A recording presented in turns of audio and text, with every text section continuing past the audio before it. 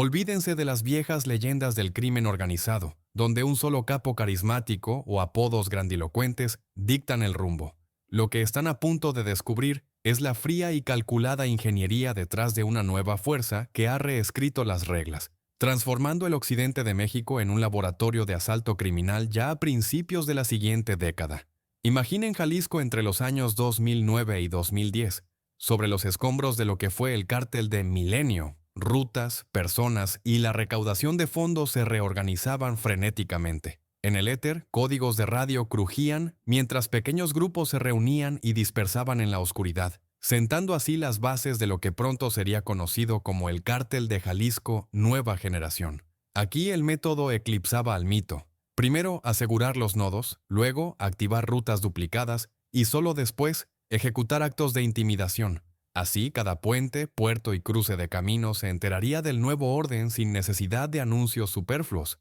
En ese silencio de pasos y zumbido de maquinaria, la figura clave sería Nemesio Oseguera Cervantes, alias El Mencho. Su ascenso de las sombras de Milenio a controlador del brazo occidental no se explica únicamente por la brutalidad, sino por su habilidad para transformar una división interna en una plataforma y la propaganda en una herramienta de legitimación. Su estrategia, simple y calculadora, mantener Jalisco, vincular a Colima y Guanajuato en un bloque unificado de suministro y cálculo, para luego, paso a paso, recalibrar la economía de la violencia, donde el miedo es solo una interfaz y la ganancia, una función de la estabilidad de los corredores. A su alrededor, decenas de pequeñas facciones y antiguos aliados, para quienes la palabra lealtad valía menos que una ventanilla de autopista. En su interior, una confianza creciente de que la nueva matriz podría eludir a los viejos imperios, si no se detenían ni sobrecargaban los contornos con títulos rimbombantes. Así se forjaba el escenario sobre el cual pronto resonaría el nombre CJNG, no como eslogan, sino como la especificación de un método. La escisión de Milenio dividiría a personas y rutas en dos bandos, la resistencia y los torcidos. Estos últimos, liderados por El Mencho, reunirían rápidamente a quienes sabían actuar sin promesas telefónicas y con un margen de error en cada tránsito. La resistencia acusaría a los torcidos de entregar el liderazgo, y las batallas callejeras por los municipios de Jalisco y nodos aledaños se transformarían en una serie de pruebas mutuas, donde lo que importaba eran las reservas de vehículos y las rutas secundarias, no la retórica ni los juramentos altisonantes. En este telón de fondo de guerra, surgiría una línea propagandística que distinguiría nítidamente a la nueva estructura de sus vecinos, la condena pública de extorsiones y secuestros, la promesa de eliminar a los parásitos y dejar solo el flujo. Todo esto se convertiría en las palabras que sellarían el mecanismo de intimidación. Cuando los torcidos impusieran el ritmo al adversario y lo expulsaran de los puntos clave en la franja occidental, el nombre cambiaría, y alrededor del acrónimo CJNG comenzarían a confluir canales nuevos y viejos, ya suscritos a una única normativa. El liderazgo de Oseguera Cervantes, a estas alturas, adoptaría una estructura: finanzas en los nodos Jalisco a Colima a Guanajuato, un bloque de seguridad para los límites del perímetro, la compra de tiempo mediante treguas situacionales y una logística fría como dogma. Paralelamente, se fortalecerían los lazos con operadores y mercados externos, desde los Estados Unidos hasta Asia, donde la demanda de cocaína y sustancias sintéticas dictaría la dirección de las rutas y el formato de los socios a ambos lados del océano. Pero antes del reconocimiento público de esta red, quedaba por dar un paso más: mostrar que la nueva generación poseía su propio lenguaje de fuerza y una marca en la pared, comprensible para todos los que vivían en las calles. En el otoño de 2011, esta señal se haría visible en Veracruz, cuando camiones se detuvieran en la avenida Boca del Río, el tráfico fuera bloqueado y junto a los cuerpos abandonados apareciera un mensaje sobre el nuevo dueño del territorio y la guerra contra los Zetas, en la que a los civiles se les ordenaba no alimentar a los extorsionadores. Días después, en la red aparecería un video de Matacetas, donde hombres enmascarados explicarían su misión y subrayarían el respeto por el ejército, contraponiéndose a secuestradores y extorsionadores. Esta sería la declaración pública del CJNG como los sanitarios del mercado, lo que en realidad consolidaría el control sobre la arteria portuaria de la costa oriental. El sentido de esta demostración no residía en la estridencia, sino en el destinatario. el puerto, las carreteras y el miedo como tecnología, multiplicados por una disciplina que se trasladaba del brazo occidental al Atlántico sin pausa para aplausos. Simultáneamente, la guerra de reflejos alcanzaría a Sinaloa, donde en noviembre de 2011, en Culiacán, se encontrarían 26 cuerpos, algunos quemados, y los boletines policiales se leerían como un mapa de carreteras de una campaña invisible por corredores y almacenes. Esta geografía, de Jalisco y Colima a Nayarit y Veracruz, pronto se convertiría en la matriz operativa del CJNG, donde cada nuevo punto no era un trofeo, sino un seguro en caso de perder otro nodo. Dentro de esta matriz, el Mencho construiría su perfil de enemigo público número 1 para el Estado precisamente a través de su disposición a desafiar no solo a los vecinos, sino también a las fuerzas del orden, formando en el gobierno la imagen de un objetivo prioritario y en los actores externos la comprensión de que la nueva red estaba allí para quedarse. Así, en ambos lados del país se consolidaría la misma gramática, un golpe público, seguido de una reprogramación silenciosa de los corredores, y de nuevo el silencio hasta la siguiente ventana de oportunidad. A principios del año 2012, el bloque occidental de operaciones, Jalisco, Colima, Guanajuato, ya entraba en un ritmo estable, donde la recaudación de dinero y la protección de rutas estaban estructuradas según los mismos reglamentos y cualquier fuga era compensada por un brazo duplicado, conectado en horas, no en semanas. En el registro de adversarios figuraban tanto las viejas fuerzas como nuevos actores locales, pero el CJNG no respondía con guerras frontales, sino con una limpieza selectiva de los nodos y la sustitución de eslabones impredecibles, manteniendo lo esencial, la velocidad y la predictibilidad del flujo. Este es el nacimiento de la religión logística del CJNG. Menos títulos, más corredores, menos leyendas, más horarios, menos charlas, más duplicaciones en caso de perder un almacén o un intermediario más allá de la línea. El nombre El Mencho, a estas alturas, ya se fusionaba con la marca de la red, y es por ello que las recompensas de los Estados Unidos comenzarían a crecer, y el perfil de las amenazas en los informes de seguridad se desplazaría hacia el nuevo eje del mercado criminal mexicano.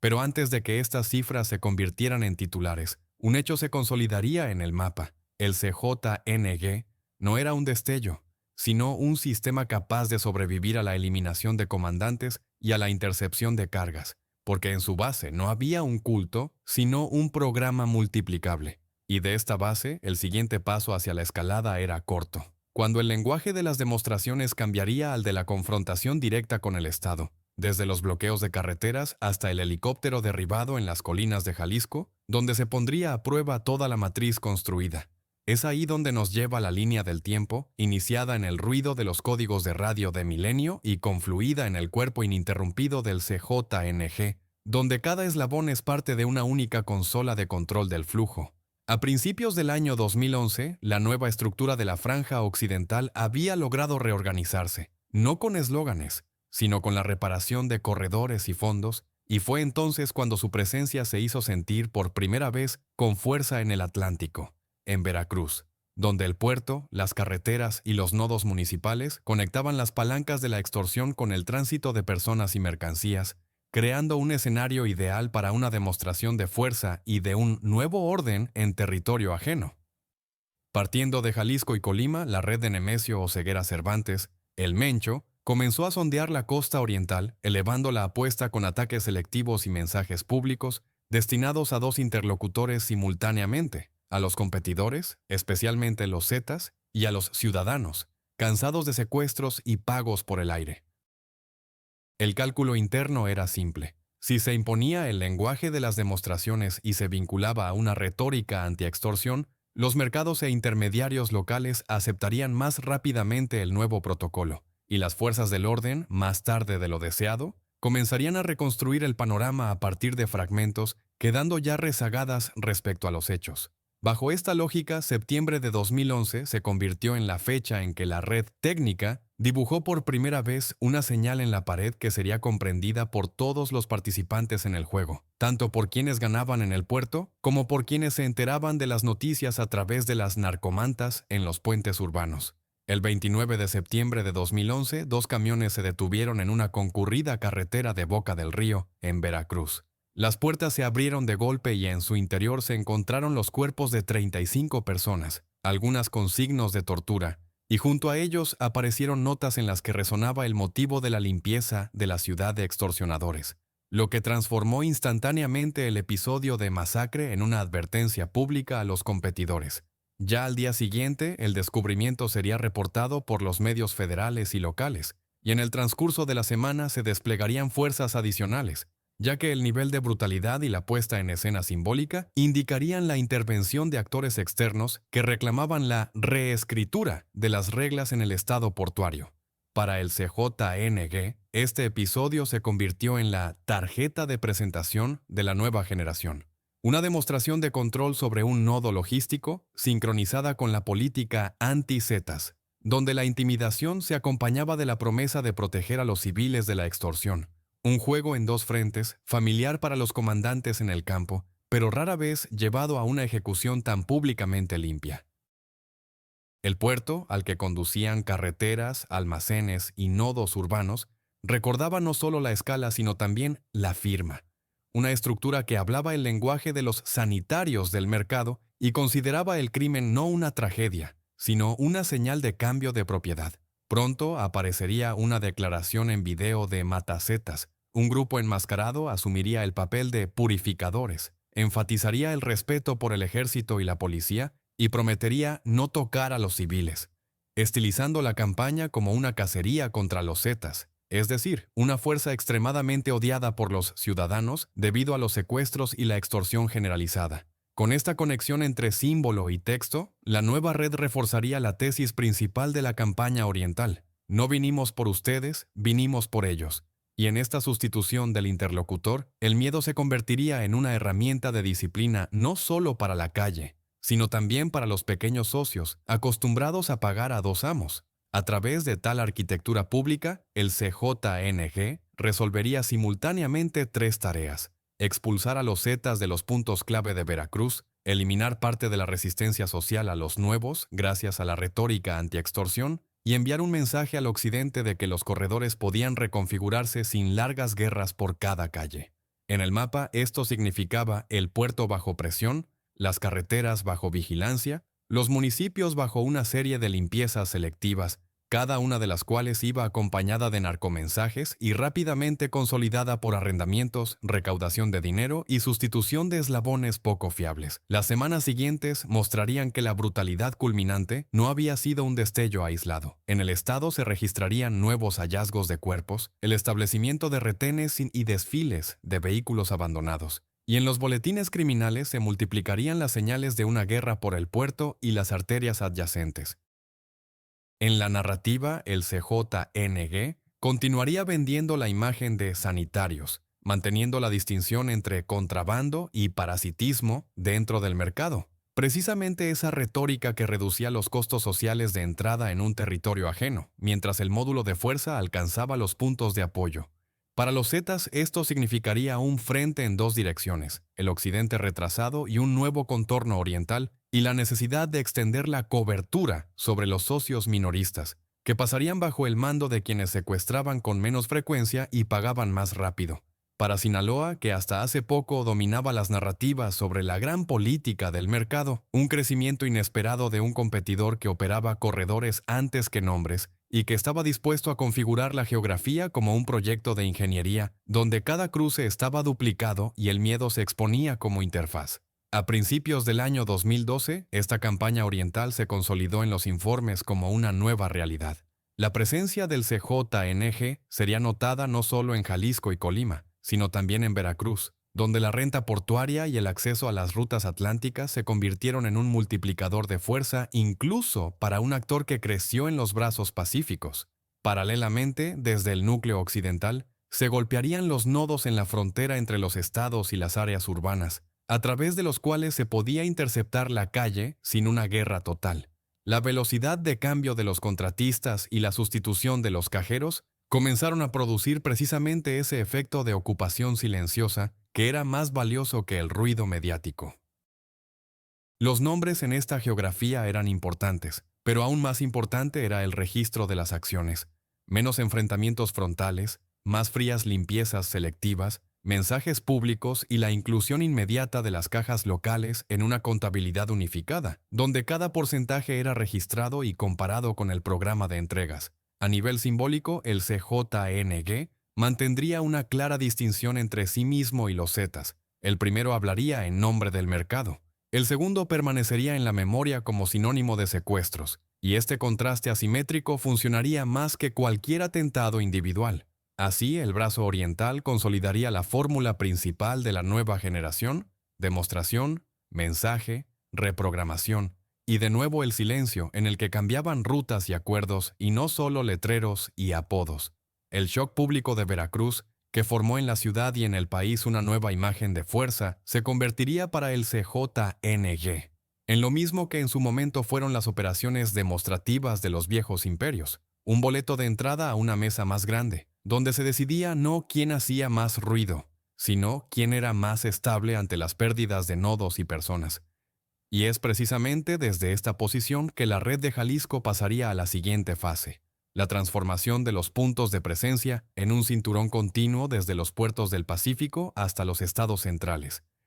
donde las guerras selectivas por las rentas y los almacenes tendrían la misma firma que resonó por primera vez en la costa atlántica en el otoño de 2011. En 2012, la franja occidental operaba ya como una única consola. Jalisco, Colima y Nayarit estaban conectadas por brazos duplicados, donde cada cruce tenía una ruta y una caja de reserva. Y los grupos de fuerza, reorganizados tras la escisión de Milenio, consolidaban el orden con limpiezas selectivas y la rápida inclusión de los subcontratistas locales en la contabilidad general del CJNG.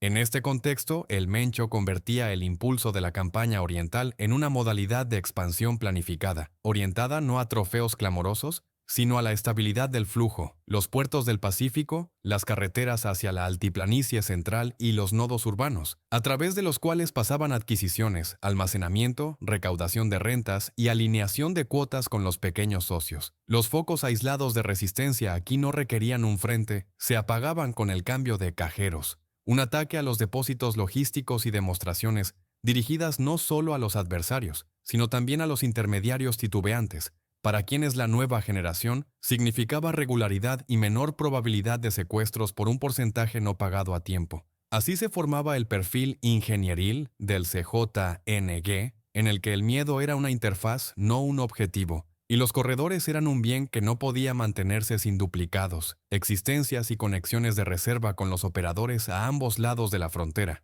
La gestión desde Jalisco se transformaba en un nodo con un alto grado de automatismo, y en este esquema el nombre de Nemesio o Ceguera Cervantes actuaba no como un letrero de culto, sino como un punto de reunión de personal, disciplina y finanzas, permitiendo soportar los golpes inevitables a personas y medios en la periferia. Posteriormente, la línea se extendió a Tierra Caliente de Michoacán, donde entre 2012 y 2013 se superpusieron 3 capas de rentas: exportaciones agrícolas, aguacate y logística relacionada, robo de combustible y la calle, mantenida mediante extorsión y redes de venta minorista locales que históricamente nutrían a la familia y a los caballeros templarios.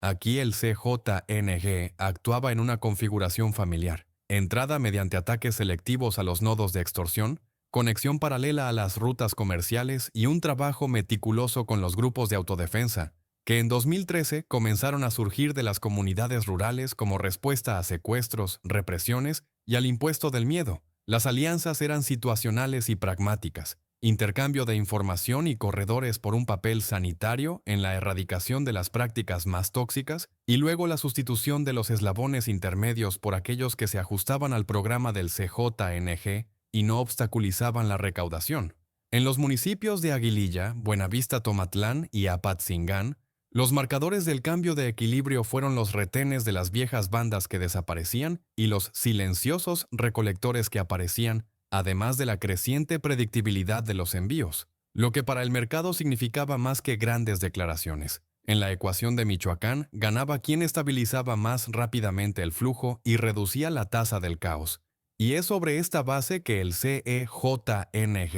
consolidaba sus cabezas de puente sin la necesidad de dejar rastros mediáticos en cada paso. Guerrero permanecía como un estado fronterizo, con su tierra caliente septentrional, sus corredores hacia la costa y una densa red de actores locales, donde las lealtades eran cada vez más económicas que las nuevas rutas y por ello el CJNG, aquí, entre 2012 y 2013, adoptó una política de infiltración en las estructuras existentes en lugar de una ruptura directa de frentes. Esto significaba un apoyo ocasional en los nodos donde la renta se superponía con las carreteras hacia el centro, la sustitución de los cajeros por quienes aceptaban la nueva normativa y la duplicación obligatoria de los brazos, para que una sola pérdida no convirtiera el área en un agujero negro para el programa. En estos lugares, la red evitaba una escalada espectacular, prefiriendo un resultado medible: kilómetros de carreteras bajo observación, programas de convoyes, cuentas en los nodos y pausas minimizadas entre el envío y el pago. Todo aquello que transformaba el mapa en un conjunto de parámetros controlables. Al mismo tiempo, la imagen de sanitarios, formada en 2011 en el este, ayudaba a mantener una ventana social. A los civiles se les ofrecía menos caos y secuestros, y a los socios menos doble caja, si se ajustaban al programa sin intentar vender simultáneamente servicios a dos bloques en conflicto. Detrás de esta fachada pública había una contabilidad rigurosa, donde cada porcentaje de renta y cada semana de silencio se convertían en lealtad a nivel de barrios y caminos rurales, y no solo en titulares. Paralelamente se fortalecía el brazo del Pacífico, donde Colima y las capacidades portuarias de Manzanillo ofrecían al CJNG no solo una ventana a los mercados extranjeros, sino también infraestructuras para el abastecimiento de la red interna, desde los precursores hasta el dinero en efectivo. Y es aquí donde la disciplina de los duplicados se convertía en una cuestión de supervivencia ante cada intento de presión coercitiva. La regularidad del volumen de negocios en la franja occidental permitía expandir la gama de servicios para los socios clave, desde la protección y el crédito para la calle hasta la compensación entre suministros y flujos de caja, lo que en 2013 transformó definitivamente al CJNG de una estructura en crecimiento a un operador de escala interregional. Y cuanto más silenciosamente operaba la contabilidad en la costa, más clamorosos aparecían en el mapa los cambios en el interior de los estados, donde los viejos propietarios perdían no banderas, sino porcentajes de ganancias y la conexión entre los nodos, lo que para el mercado significaba un cambio del verdadero propietario. En resumen, a finales de 2013, el CJNG poseía una serie de activos desde los corredores portuarios hasta la tierra caliente, manteniendo el ritmo gracias a la predictibilidad y las reservas, y no gracias a triunfos individuales, y es precisamente esta configuración la que preparaba la siguiente fase: la verificación de la fuerza en un enfrentamiento directo con el Estado, donde en juego no estarían solo personas y medios, sino también la capacidad de la red para sobrevivir a la ruptura de uno o dos eslabones clave sin interrumpir el programa. En tales condiciones, la línea del tiempo naturalmente llegaba a los años 2014 y 2015, cuando la determinación de desafiar no se limitaría a mensajes, sino que desembocaría en ataques a nivel regional con bloqueos de carreteras, incendios y el uso de armas pesadas,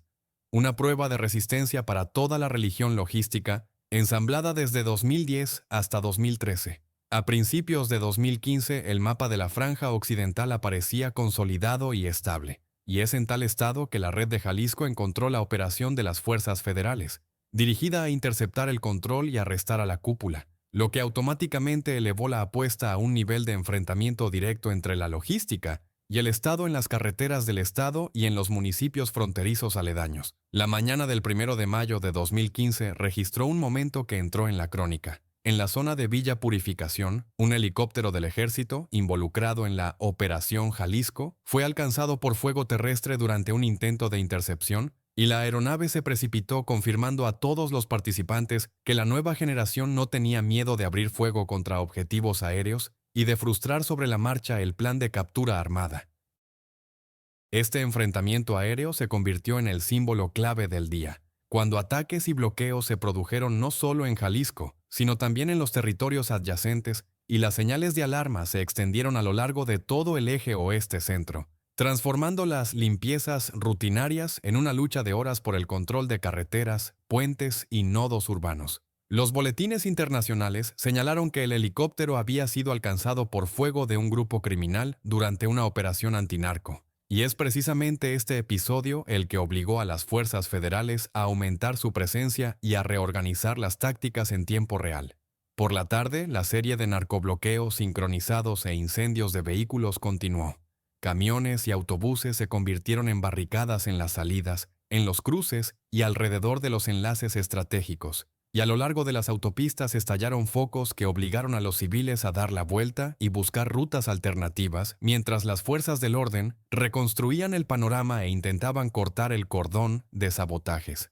La geografía de los ataques se extendió más allá de Jalisco. Incidentes fueron registrados también en los vecinos Colima, Michoacán y Guanajuato, confirmando el carácter interestatal de la campaña y el escenario disciplinado de bloqueos consecutivos para interrumpir el ritmo de la persecución. Los informes señalaron que fueron atacados objetivos de la infraestructura urbana, acompañados de agresiones e incendios que amplificaron el efecto de parálisis en tramos de alta densidad de tráfico, donde un embotellamiento era imposible de sortear sin perder una hora y el control. Las agencias de noticias también registraron los datos iniciales sobre las pérdidas entre los militares tras el ataque al helicóptero, subrayando que se trataba de un episodio de fuerza que había revertido las expectativas estándar de una operación de arresto y había requerido un repliegue inmediato.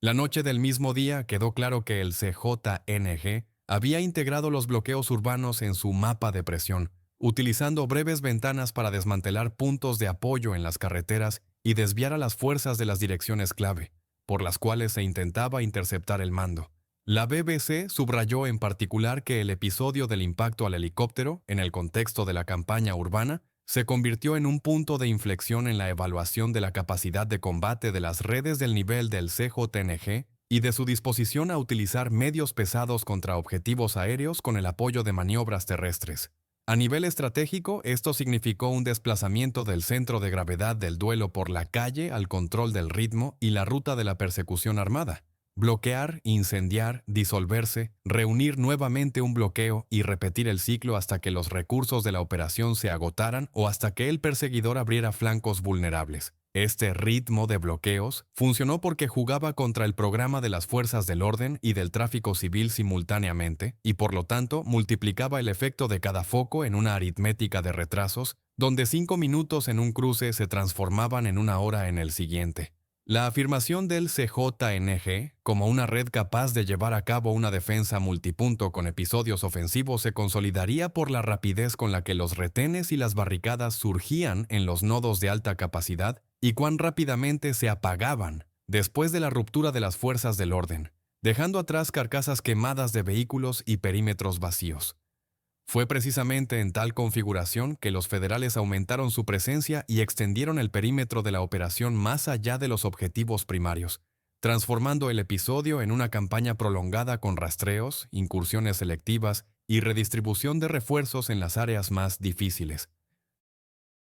Para el análisis, esto se convirtió en un indicador de la madurez del CJNG. La organización demostró no solo la capacidad de atacar objetivos aéreos, sino también la habilidad de soportar la presión simultáneamente en diferentes estados, dividiendo hábilmente la atención del perseguidor en corredores que no podían ser abandonados sin el riesgo de perder la línea. El ACLED describiría posteriormente tales esquemas como parte del repertorio de violencia y control de la red vial del CJNG, donde el bloqueo no es solo terror, sino también un instrumento de gestión táctica del ritmo de la batalla y de la logística del perseguidor. La reacción del Estado no sería solo la extensión de la operación, sino también la revisión de los protocolos en caso de pérdida de medios aéreos, una coordinación más estrecha de las columnas y la remoción de los bloqueos con el uso de grupos reforzados, lo que reducía la vida útil del bloqueo y estrechaba las ventanas de maniobra para los grupos en el campo del CJNG. Pero el precio del día ya había sido pagado.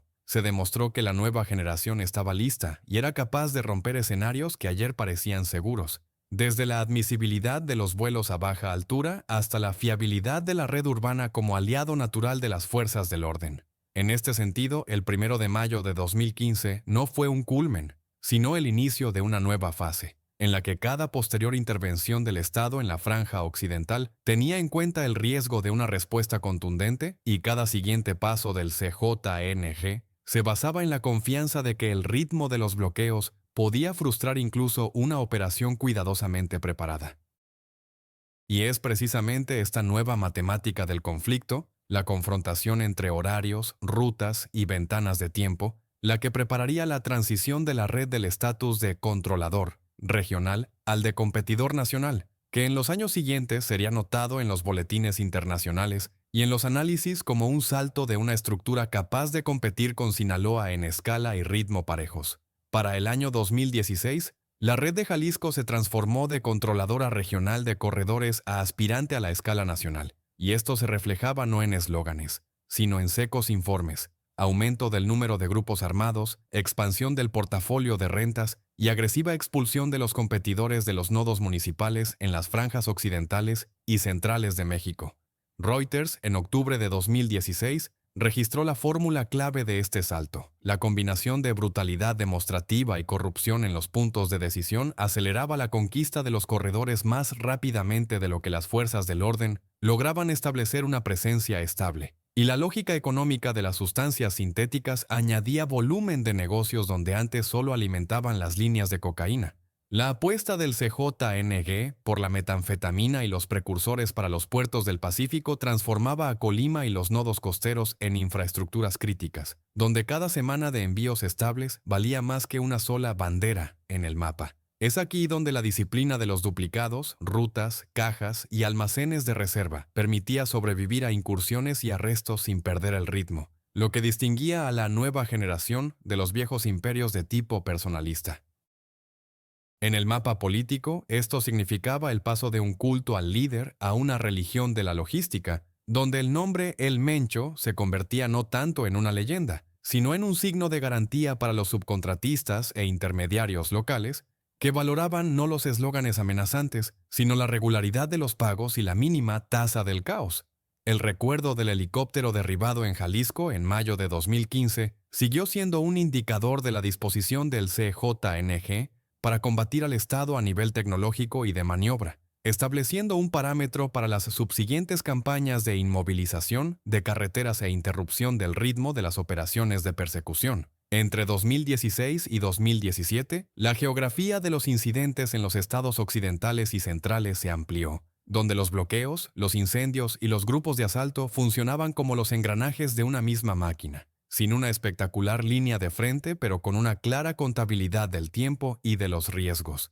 A estos años se remonta también la ampliación del portafolio de armamentos, desde el uso masivo de camionetas pesadas y blindajes improvisados hasta la presencia sistemática de lanzagranadas en los grupos de asalto, lo que convertía las carreteras urbanas y rurales en parte de la matemática de fuego de las campañas. Este perfil de fuerza consolidó el efecto de 2015 y obligó a las fuerzas del orden a considerar la probabilidad de una respuesta contundente en cada entrada a los municipios problemáticos de la franja occidental. Simultáneamente se asistió a una racionalización de la venta minorista y de las recaudaciones. Mientras que los competidores se mantenían con secuestros y pagos por el aire, el CJNG ofrecía menor imprevisibilidad y rápidas compensaciones, acelerando el paso de la calle bajo su caja sin asedios de meses. 2018 se convirtió en el punto en que los boletines llamaban cada vez más a menudo al CJNG, nuevo aspirante a la cima junto a Sinaloa, y no era una figura retórica, se trataba de presencia y capacidad de combate, confirmadas por numerosos episodios desde la costa del Pacífico hasta los estados centrales. En agosto de 2018, las autoridades mexicanas anunciaron arrestos en relación con el derribo del helicóptero del ejército, un episodio que desde 2015 había permanecido como un símbolo de la respuesta contundente de la nueva red y prueba de su evolución tecnológica. En diciembre del mismo 2018, Reuters registró el asesinato de 6 policías en Jalisco, subrayando que se trataba del estado base del CJNG, donde cada episodio de fuerza se superponía inmediatamente al mapa del control de carreteras y municipios. Para los analistas, estos eventos se alineaban en una clara progresión. La red de Jalisco no solo mantenía su núcleo, sino que aumentaba sistemáticamente la presión sobre los territorios limítrofes, impidiendo la estabilización de zonas de amortiguamiento e imponiendo a los adversarios un juego a su propio ritmo. A nivel internacional, en el otoño de 2018, los Estados Unidos anunciaron una recompensa de $10 millones por información que condujera al arresto de Nemesio Oseguera Cervantes, etiquetando oficialmente al CJNG como una amenaza transnacional prioritaria para el bloque de las fuerzas del orden. La matemática económica de este ascenso es explicable. Las sustancias sintéticas, a diferencia de la cocaína, ofrecen independencia de las ventanas temporales de los Andes y permiten aumentar el volumen de negocios a través de las cadenas de precursores y las capacidades portuarias, donde Manzanillo y los nodos vecinos de Colima actúan como puerta y amortiguador al mismo tiempo. Dentro del país, esto se traduce en una creciente capacidad de pagar a los contratistas, de conceder créditos a las redes callejeras y de mantener la lealtad de los eslabones municipales, que son sensibles a los retrasos y a la doble caja. Para el Estado, un perfil de enemigo así significa que las incursiones y arrestos individuales no rompen el sistema, sino van acompañados de la intercepción de los corredores y la confiscación de los brazos segundos. De lo contrario, la red simplemente redirigirá el tráfico a un duplicado y restablecerá el volumen de negocios en pocos días. Es por esto que en 2018 la táctica de las fuerzas del orden incluye cada vez más la reorganización de la red vial y los ataques a almacenes y depósitos de tránsito, y no solo la cacería de nombres específicos, lo que refleja las lecciones de 2015 y las campañas posteriores. A nivel de socios internacionales, la intensificación de la presión sancionatoria y operativa sobre el entorno de Oseguera Cervantes es la lógica continuación del reconocimiento del CGNG como una red en la que la economía y la disciplina son más importantes que la fama de tabloide de los comandantes individuales. Así se delinea el panorama de 2016 a 2018, de controlador regional a competidor nacional,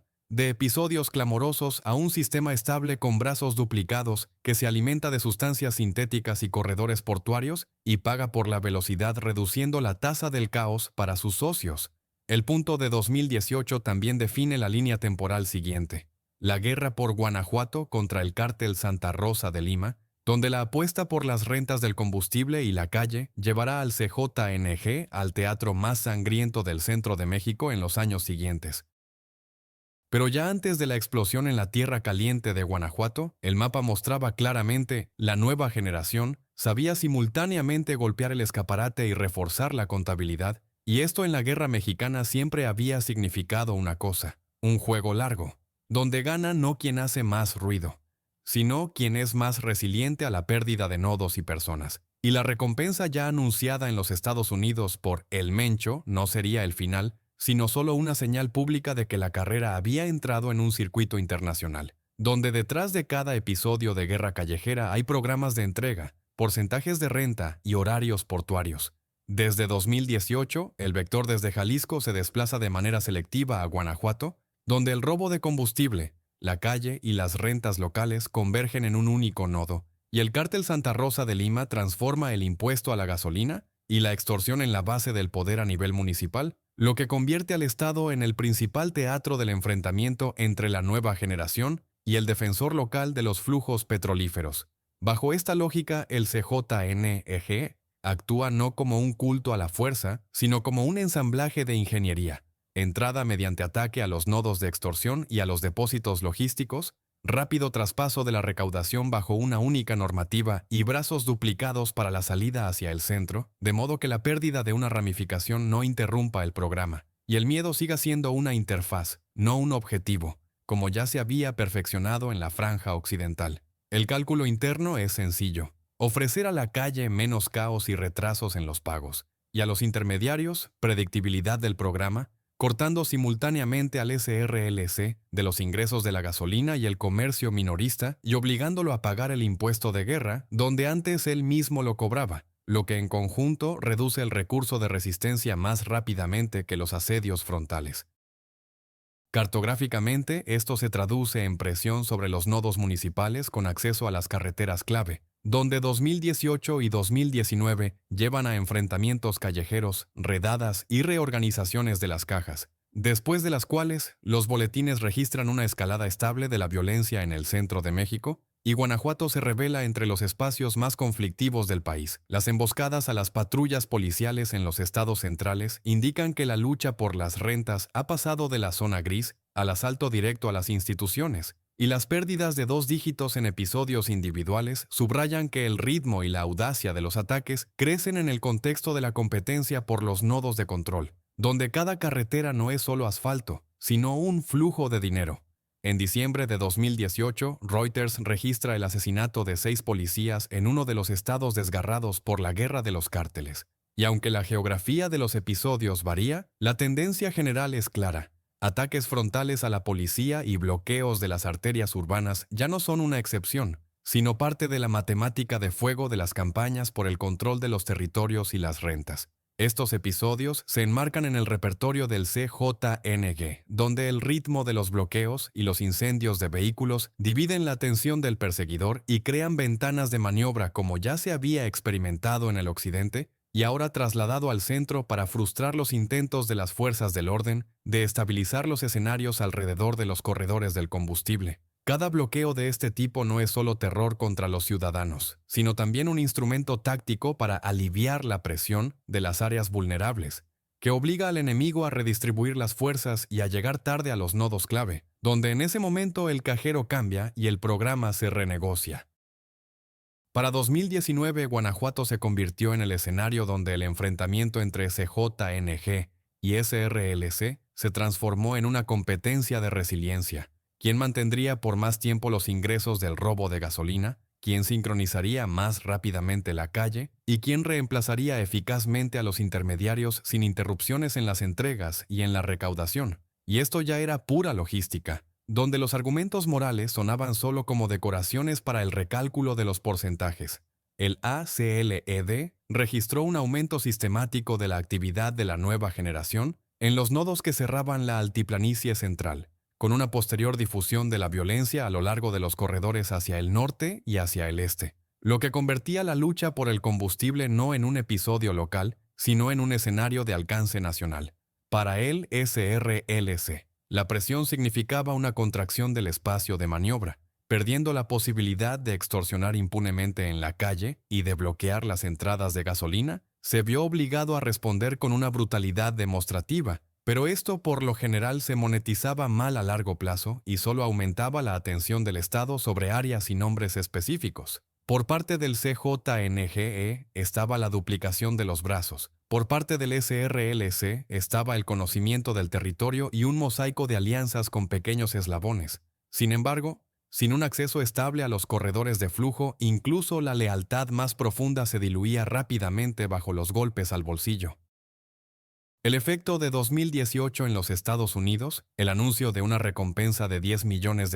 por información que condujera al arresto de Nemesio Oseguera Cervantes, añadió a la presión interna el factor de una cacería internacional, que hacía más cautelosos a los socios indecisos y aumentaba el riesgo de los negocios alrededor del CJNG. Pero al mismo tiempo no destruía el sistema, ya que éste se basaba no en una leyenda, sino en un programa y en rutas de reserva. Para el mapa central, esto significaba que incluso con la intensificación de la presencia federal y con ataques selectivos al entorno del líder, la red seguía desviando el tráfico a un duplicado y obligaba a los competidores a luchar por la calle sin el apoyo del dinero de la gasolina, donde el recurso de la guerra se agotaba más rápidamente de lo que cambiaba el letrero en el puente. Entre 2019 y 2020, los reportajes mediáticos sobre los días negros en los estados centrales, emboscadas, ejecuciones, salidas de grupos tácticos, iban de la mano con reestructuraciones menos visibles pero decisivas, sustitución de cajeros, reorganización de los almacenes y expansión de los servicios grises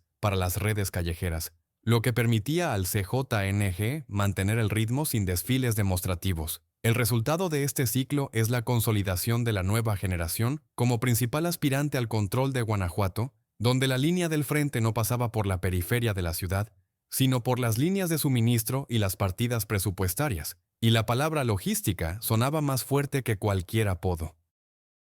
Febrero de 2020 marcaría un punto de inflexión. Rubén Oseguera González, el Menchito, hijo de Nemesio Oseguera Cervantes, fue extraditado a los Estados Unidos, y esto no fue solo un golpe a la familia, sino el desmantelamiento de uno de los estratos de gestión y del seguro logístico alrededor del núcleo del CJNG, donde el heredero desempeñaba el papel de eslabón de conexión entre la caja, los módulos de fuerza y los socios externos. Ya en marzo de 2020 fue arrestada Jessica Johanna Oseguera González, la Negra, por violaciones del régimen sancionatorio ligado al Kingpin Act, una captura legal ejemplar, cuando la presión sobre el entorno del líder golpea simultáneamente las estructuras empresariales y la zona de los servicios grises, a través de los cuales la red efectúa los pagos y enmascara la propiedad de los activos. En la misma secuencia primaveral se inserta la operación estadounidense Project Python, incursiones y arrestos masivos de los que informaría Reuters, pero con una precisión.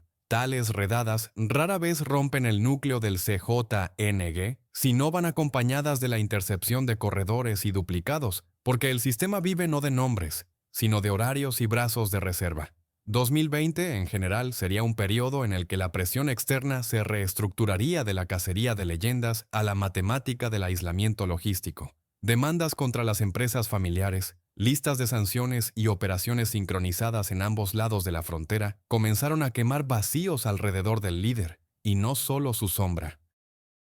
Pero la verdadera apuesta de la red era responder no con retórica, sino con fuego y ritmo. Y el 26 de junio de 2020, esta fórmula se llevó al extremo en la capital. Al amanecer en Lomas de Chapultepec, el convoy del jefe de policía de la Ciudad de México, Omar García Harfuch, terminó bajo un intenso fuego. El jefe del departamento recibió 3 heridas de bala. Sus guardaespaldas y una transeúnte murieron, y el propio Harfuch acusaría públicamente al CJNG del atentado, trasladando la guerra de la provincia al escenario central. El atentado sería reportado por los medios internacionales. Se hablaría de armas pesadas de los atacantes, de la audacia de la operación en una de las zonas más vigiladas del país y del hecho de que la ciudad, de hecho, tenía un frente donde no se lo esperaba, en el periodo de la hora pico matutina y los barrios diplomáticos. La DB alemana notaría directamente que la responsabilidad se atribuía a la Jalisco Nueva Generación, y para la capital esto significaba no solo nuevos protocolos de escolta y rastreo, sino también el reconocimiento de que el perfil de la amenaza había cambiado. La red estaba lista para exponer el centro, cuando esto producía un efecto en el mapa de la reorganización de la fuerza. Reuters añadiría un detalle importante para el análisis. El propio Harfuch nombraría al CJNGS entre los involucrados,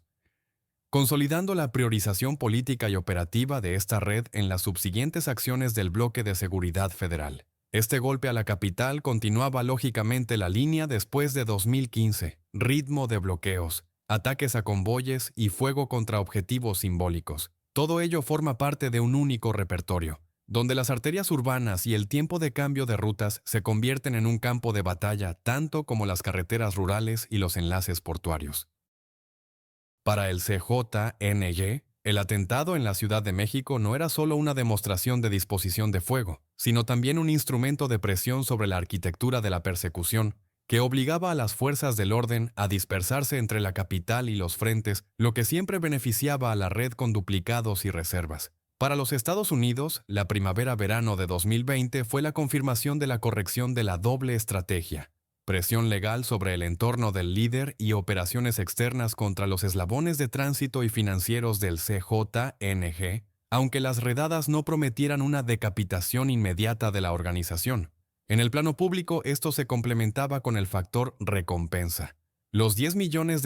anunciados en 2018 por información sobre El Mencho seguían siendo una referencia a la magnitud de la amenaza y un indicador de que la cacería se había extendido más allá de las fronteras nacionales y estaba coordinada a nivel de agencias federales. La Ciudad de México como nuevo escenario cambia el registro de la percepción. El atentado a Harfuch desvanece la cómoda ilusión de una guerra periférica y obliga a reconocer que el CJNG es capaz de exponer el escaparate, si así lo decide la contabilidad de la guerra: golpear el nervio de la capital para ganar tiempo en la periferia o frustrar la acumulación de fuerzas en uno de los estados occidentales o centrales. Para la red esto se justificaba. Incluso un repliegue parcial de las tropas y un cambio en los protocolos de la capital significaban horas y días, durante los cuales se podía renegociar la caja, mover un almacén y realizar un envío limpio, sin terminar bajo la red.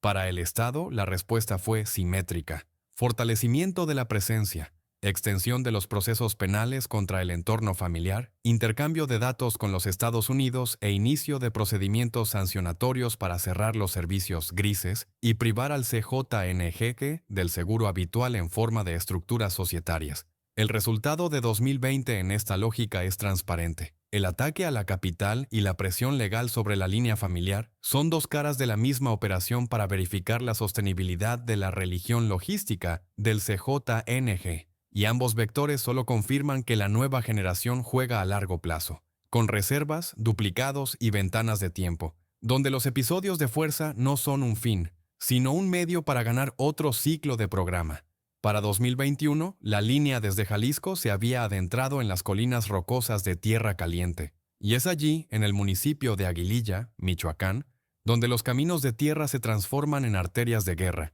que el CJNG comenzó a aumentar su presencia armada, rediseñando las carreteras con retenes y obligando a la población a huir para consolidar los corredores bajo sus programas y recaudaciones. La configuración adversaria Cárteles Unidos, con el núcleo, los Viagras, resistía a través de nodos defensivos en mosaico y alianzas locales, pero el efecto de tirar de la manta era inevitable. Donde se mantenía la carretera cambiaba completamente también la contabilidad de las rentas, desde la calle hasta las recaudaciones agrícolas y los depósitos logísticos. Para el CJNG era una tarea reproducible: eliminar a los viejos cajeros, bloquear la extorsión y conectar los nodos municipales a los brazos de suministro duplicados, de modo que la pérdida de una ruta no interrumpiera el flujo y el miedo siguiera siendo solo una interfaz de disciplina, ya probada en la franja occidental. Para el otoño de 2021, Aguililla se había transformado en un símbolo de una campaña expulsiva, donde las columnas militares no siempre llegaban al punto final y los civiles vivían entre noticias de rastreos y la realidad de pueblos desiertos en el cruce de los caminos. La respuesta federal se concretó en febrero de 2022, cuando un contingente reforzado fue desplegado en el municipio, restableciendo la presencia estatal y descongestionando parcialmente las carreteras. Pero la crónica también registró los costos políticos, el asesinato del alcalde y una serie de enfrentamientos armados, que confirmaron que el control de Tierra Caliente no era una operación de fin de semana, sino una campaña de desgaste en la que gana quien mantiene el programa, no el título. Sobre el terreno, esto se leía en los desvíos zigzagueantes que desaparecían y en el regreso de los envíos regulares, incluso en presencia de bloqueos de los Cárteles Unidos. El CJNG sabía activar una ruta duplicada y llevar el dinero a nuevos recolectores, lo que reducía la tasa del caos para los intermediarios locales y los obligaba a cambiar de bando sin largos asedios. Para Michoacán, la apuesta por los nodos y no por el frente significaba una sustitución gradual del personal y el control de los caminos rurales, sobre los que se decidía más que en las plazas urbanas. Aquí cada cruce se transformaba en una caja registradora si se consolidaba correctamente. Así se componía el mapa operativo, donde los episodios públicos se limitaban a indicar en el escaparate lo que ya había sido redefinido en profundidad: programas, porcentajes, personas y almacenes. Casi al mismo tiempo, en enero de 2022, otro flanco de la red se incendió por fricciones internas. En Colima se produjo una escisión con Los Mezcales, que se tradujo inmediatamente en enfrentamientos callejeros y focos de conflicto en la misma capital del estado. Un caso raro en el que el centro administrativo se convirtió en un campo de batalla por el dinero y el control. El sentido axial del conflicto iba más allá del escaparate urbano. El puerto de Manzanillo, puerta de la logística del Pacífico y clave para los precursores de las sustancias sintéticas, se transformó en el premio principal, por el que valía la pena derramar sangre, porque cada ventana de recepción de las materias primas multiplicaba el volumen de negocios de toda la red. Aquí el CJNG actuaba según un diseño familiar: un breve periodo de ruido de impacto, seguido de una reprogramación silenciosa de los nodos cerca de la línea portuaria, la sustitución de las personas en los almacenes y el restablecimiento de la seguridad de los segundos brazos para que las incursiones no cortaran el flujo, sino solo las ramas decorativas. Los reportajes de Wikipedia subrayaban el papel de Manzanillo como uno de los nodos clave del CJNG, a través del cual pasaba el circuito de las sustancias sintéticas y las compras externas, y este hecho explicaba por qué la escisión local adquirió rápidamente una profundidad estratégica y fue más allá de una disputa local. La fractura de Colima también tuvo un efecto secundario. Se convirtió en un manual sobre cómo la vulnerabilidad del centralismo se transforma en una ola de violencia si en la periferia no hay una sustitución oportuna de los cajeros y un control de los almacenes, una señal que más tarde sería leída en otras partes del mapa como un riesgo de fragmentación sin un duplicado correcto. En respuesta, en la región se intensificaron las redadas y las redistribuciones, pero el método siguió siendo el mismo. El CJNG restableció la disciplina y la contabilidad en la línea portuaria, obligando al enemigo a gastar recursos para mantener el escaparate, mientras que el control real se medía con el programa de contenedores y la seguridad de los accesos. En 2022, esto se tradujo en un cuadro bifronte, Michoacán, una campaña de desgaste contra los cárteles unidos, Colima, una decisión encendida por el puerto, y ambas escenas ilustraban una misma fórmula de estabilidad de la red ante la presión armada e interna. También para el Estado, la lección fue simétrica. Sin la intercepción de los corredores portuarios y las cajas municipales, incluso los arrestos exitosos a nivel de nombres no interrumpían el movimiento si la ruta duplicada se activaba en horas, no en semanas. Para finales de 2022, el resultado de estos dos frentes era el siguiente. En la Tierra Caliente continuaba la contienda por las carreteras y las recaudaciones con intervenciones federales periódicas, mientras que en Colima la consolidación alrededor de Manzanillo restablecía lentamente la predictibilidad logística de la nueva generación, aunque la atención pública seguía centrada en las huellas de los enfrentamientos callejeros. En el macromapa, esto significaba que el CJNG mantenía la clave de las sustancias sintéticas a través del Pacífico y simultáneamente erosionaba la resistencia en Michoacán, lo que en conjunto aumentaba su peso a nivel nacional y abría el camino a los corredores septentrionales, donde la nueva competencia se desarrollaba ya contra Sinaloa. Y es a través de esta secuencia, puerto, montañas, contabilidad, que se hace comprensible el siguiente giro. La entrada en los frentes de Zacatecas y del eje central, donde las apuestas aumentaban nuevamente y la religión logística se ponía a prueba en condiciones de guerras paralelas y presión interna. Para 2023, el eje centro-norte de México se convirtió en el principal teatro de competencia de la nueva generación, con Sinaloa. Zacatecas se transformó en un nodo de tránsito, donde cada nodo municipal no era un punto en el mapa, sino una válvula de flujo hacia el norte. Y es aquí donde se registraba un constante aumento de los enfrentamientos con los intentos de las partes de consolidar los corredores hacia los estados fronterizos de los Estados Unidos. El plan de apoyo a Zacatecas federal de 2021 solo estabilizó la fachada. Las estadísticas sobre los incidentes entre 2022 y 2023 muestran que las carreteras más internas y las conexiones intercomunales seguían siendo disputadas, y los intermediarios locales cambiaban de bando bajo la presión de la velocidad y predictibilidad de la caja, que el CJNG tradicionalmente usaba como principal argumento contra los viejos imperios. En el mapa de 2024, la configuración ya se leía como de dos franjas. La infraestructura del Pacífico Occidental del CJNG transportaba sustancias sintéticas y dinero a través de Colima y Jalisco, mientras que el brazo centro-norte luchaba por cada cruce de Zacatecas y los estados vecinos, donde la competencia con Sinaloa se convertía en una contabilidad diaria de guerra y no solo en una serie de episodios clamorosos. La fractura interna en Sinaloa, que comenzó a cambiar el equilibrio en su dominio, dio al CJNG ventanas de maniobra adicionales, y los analistas señalan que precisamente esta grieta aceleró la reconfiguración del mapa criminal, intensificando la presión sobre los frentes correlacionados y abriendo espacio para la nueva generación en las zonas disputadas. Los resúmenes confirman: la escisión del viejo gigante no creó un vacío, creó una zona de turbulencia, donde gana quien duplica más rápidamente las rutas y cierra la caja después de cada golpe. Y este es el lenguaje con el que el CJNG habla al mercado desde su entrada en la escena nacional. Paralelamente, el eje central también mantenía los frentes internos. Michoacán seguía siendo una arena de desgaste contra los cárteles unidos, donde cada trimestre producía giros locales en las carreteras rurales y en los centros distritales, y el efecto de las operaciones federales era evidente solo donde se lograba interceptar no a personas, sino a corredores y rutas duplicadas, sin las cuales la tasa del caos regresaba rápidamente. En esta geografía, Guadalajara y la capital continuaban desempeñando el papel de escaparate y de nodos nerviosos. En la capital se habían reforzado los protocolos de protección después de 2020, mientras que en la metrópolis occidental persistía una contracorriente con divisiones y alianzas situacionales, que Sinaloa utilizaba para la presión, pero que rara vez sobrevivían a los ataques a las cajas y a los depósitos logísticos. El mapa de 2024 indicaba la presencia del CJNG en la mayoría de los estados críticos, lo que hacía posible llevar a cabo campañas simultáneamente en varios frentes, manteniendo el ritmo y la cadencia de los envíos, una ventaja estratégica que anulaba el efecto de decapitaciones individuales y presentaciones de trofeos.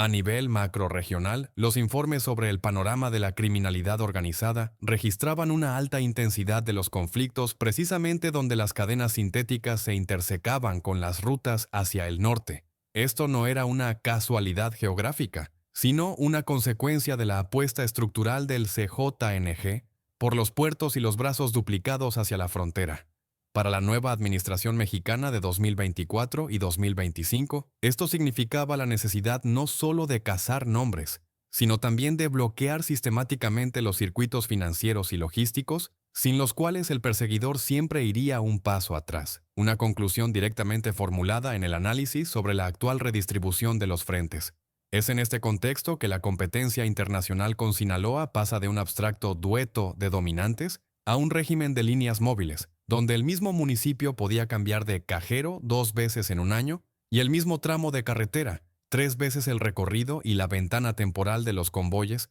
lo que en conjunto explicaba la persistencia de la violencia en Zacatecas y en el eje central entre 2023 y 2024. Desde el punto de vista del personal, la apuesta del CJNG seguía siendo la misma: menos legitimación de escaparate a través de títulos altisonantes, más victorias tácticas a través de la rápida sustitución de los intermediarios y la reserva de almacenes y depósitos, lo que transformaba cada pérdida en una pausa, no en una ruptura, y mantenía la predictibilidad para las redes callejeras y los socios externos.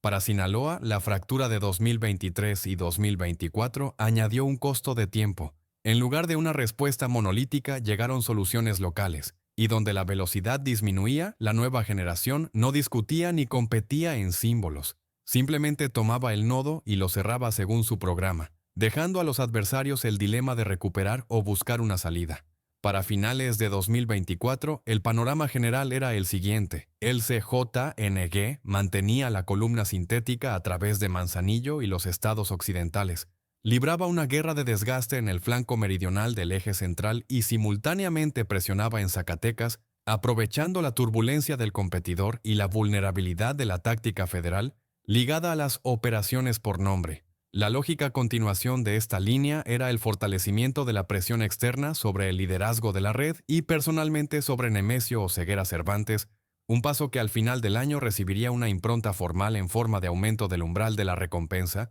pero que mucho antes había sido preparado por la dinámica de los frentes y la ineludible apuesta del CJNG por la religión de la logística como principal recurso de guerra.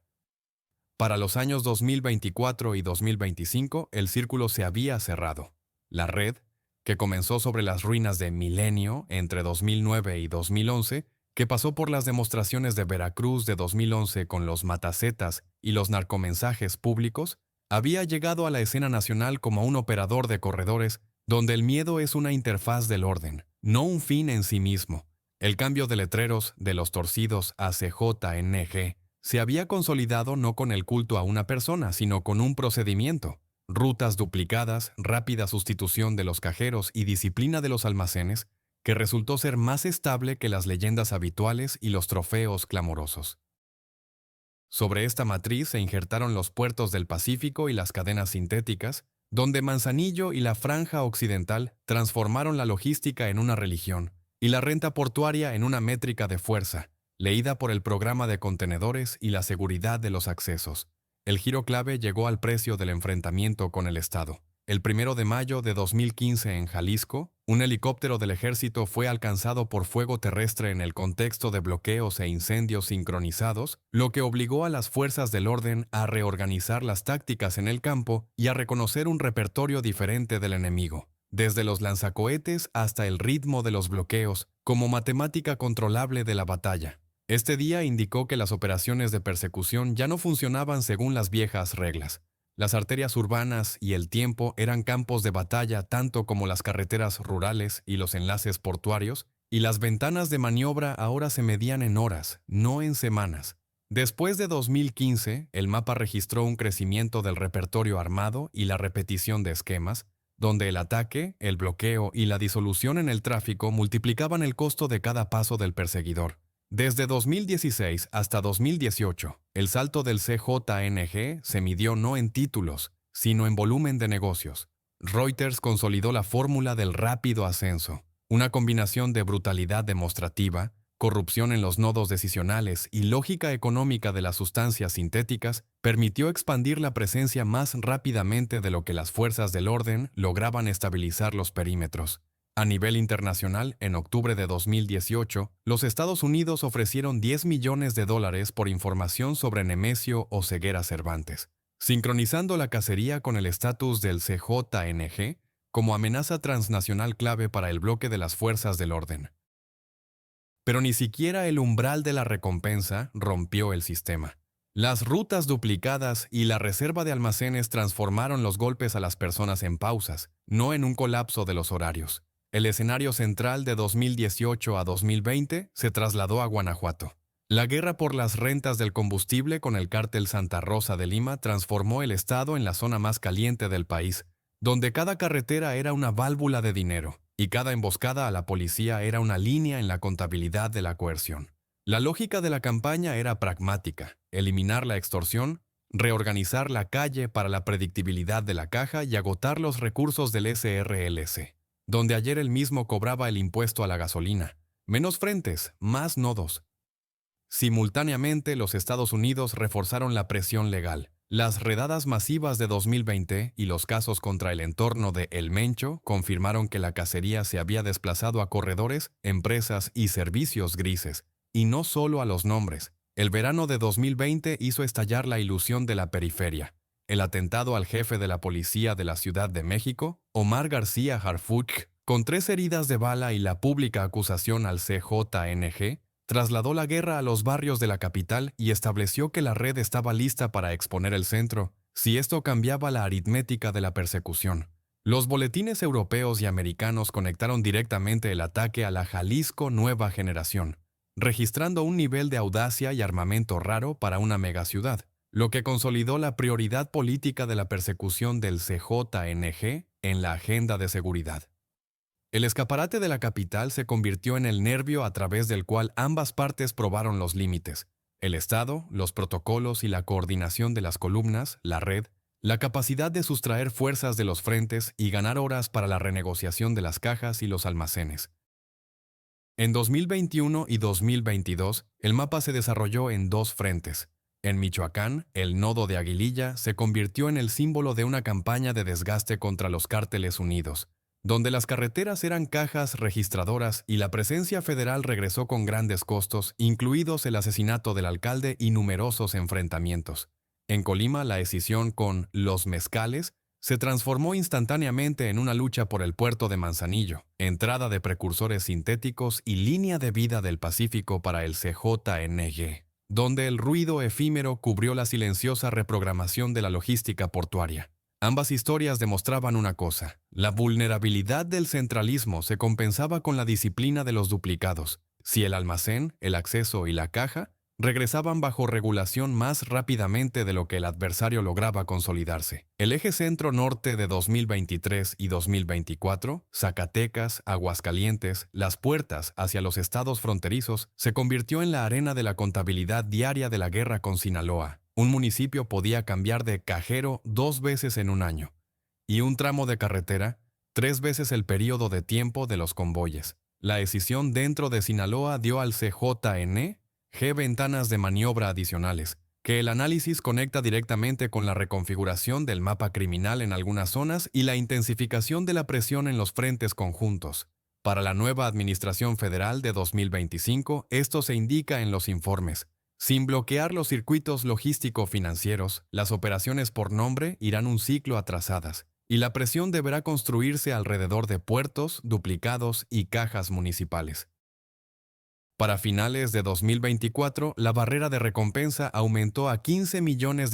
por El Mencho, reflejando la prioridad de la cacería externa y el reconocimiento del CJNG como una amenaza transnacional clave para los Estados Unidos, en particular en el contexto de las cadenas sintéticas y los corredores septentrionales. Pero la suma es solo una indicación en una escala larga. La estabilidad de la red sigue garantizada por los accesos portuarios, las rutas duplicadas y el ahorro en la tasa del caos para las redes callejeras, lo que la hace competitiva en un régimen de duopolio con Sinaloa a pesar de toda la turbulencia periférica. Al mismo tiempo, los riesgos de fragmentación, desde el caso Los Mezcales hasta los fallos locales, siguen siendo costos implícitos del centralismo, que solo se compensan con la velocidad de las renegociaciones y la reserva de los brazos. La conclusión es simple e incómoda. La fuerza del CJNG no reside en la leyenda, sino en el procedimiento, donde la logística es más importante que los títulos, los puertos más importantes que los escaparates, y el duplicado más importante que la victoria aquí y ahora, lo que en conjunto explica su resiliencia bajo la presión legal, armada y competitiva desde 2011 hasta 2025. Para el Estado, una estrategia eficaz no es la cacería de un solo nombre, sino la ruptura de los corredores y la confiscación de los segundos brazos, con una limpieza simultánea de cajas y almacenes. De lo contrario, el sistema sobrevivirá a cualquier éxito puntual, como ya han demostrado en varias ocasiones las franjas occidental y central. Para el mercado y los ciudadanos, la tasa del caos disminuye donde la predictibilidad reemplaza la extorsión, pero esta disminución no es paz, sino solo un orden diferente basado en el miedo como interfaz y en la contabilidad como lenguaje, comprensible para todos aquellos que viven en las calles. Esta historia no trata de un solo capo, sino de una máquina con circuitos duplicados y sangre portuaria, que ha demostrado la capacidad de llevar a cabo guerras paralelas, manteniendo el programa, y es por eso que su final no está escrito por un solo arresto y no se lee en una sola área del mapa.